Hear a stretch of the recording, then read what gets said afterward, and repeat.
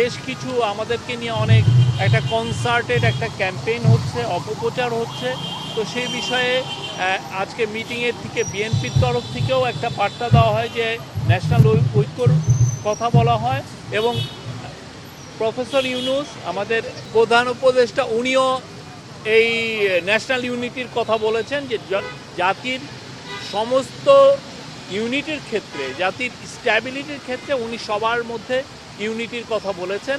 সেটা এবং স্টুডেন্ট, ছাত্র, জনতা, হিন্দু, মুসলমান, খ্রিস্টান সবার মধ্যে উনি ন্যাশনাল ইউনিটির বার্তা দিয়েছেন। চিটাংয়ের বিষয়টা আলাপ হয়েছে, ওই একই জিনিস, সবাই ন্যাশনাল ইউনিটি এবং চিফ অ্যাডভাইজার বলেছেন সবাইকে শান্ত থাকতে বলেছেন।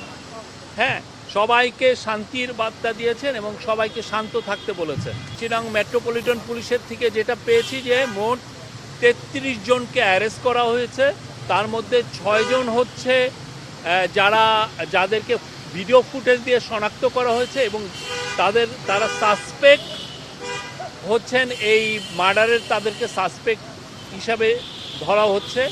আর ২১ জনকে অ্যারেস্ট করা হয়েছে আপনি দেখেছেন, আমরা আমাদের স্টেটমেন্টে দিয়েছি যে তারা ভ্যান্ডালিজমে এবং পুলিশের সাথে মারামারি করার কারণে তাদেরকে ধরা হয়েছে।